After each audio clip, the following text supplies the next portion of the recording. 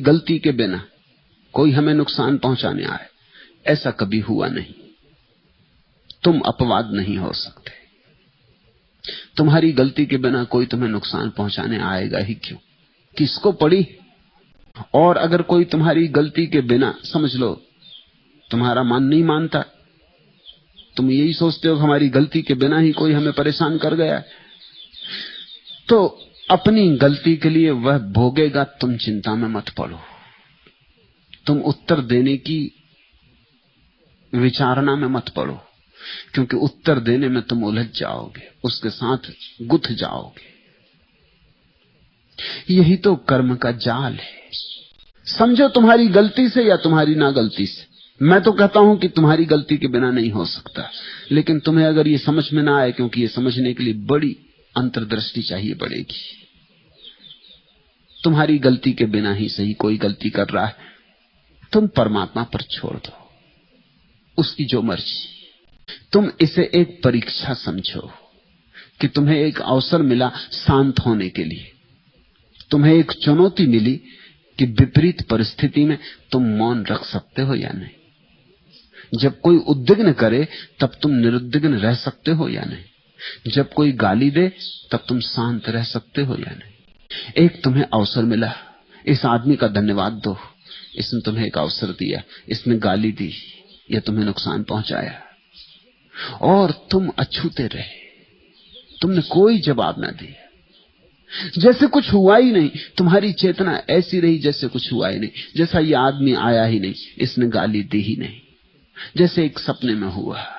मगर तुमसे कुछ भी हुआ नहीं, तुम दूर ही रहे, तुम साक्षी रहे।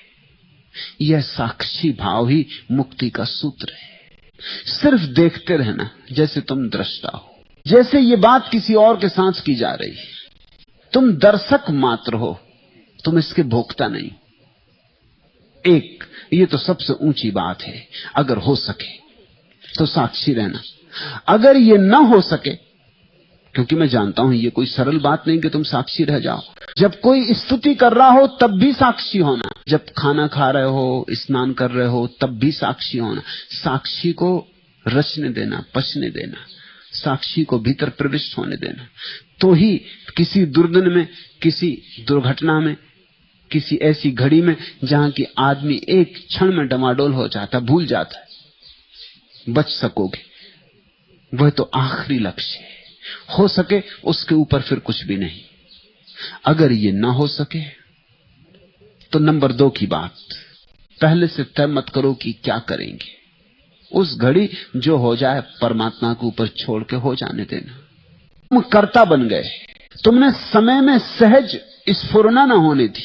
आने दो समय, जब कोई गाली देगा तब सहज स्फुरना से जीना, जो उस क्षण लगे करने जैसा वो कर लेना, और कृत्य को अपना मत मानना, उसको परमात्मा पे छोड़ देना। यही कृष्ण ने गीता में अर्जुन को बार बार कहा कि फल उस पर छोड़ दे। कर्ता वही है ऐसा जान, तू निमित्त मात्र है। ये नंबर 2 की बात है, लेकिन इससे पहली बात सधने में सहायता मिलेगी। अभी तुम निमित्त बन जाओ, मात्र उपकरण। परमात्मा जो करवाना चाहे करवाए, तुम सिर्फ उसके लिए राजी रहो। फिर न पछताना पीछे लौट के, न गौरव करना। तुम करता ही नहीं हो तो पछताना किसको है, गौरव किसको करना है। लौट के ही मत देखना, जो हो गया हो गया। धीरे धीरे निमित्त बनते बनते साक्षी भी बन जाओगे। निमित्त साक्षी बनने की प्रक्रिया है, विधि है।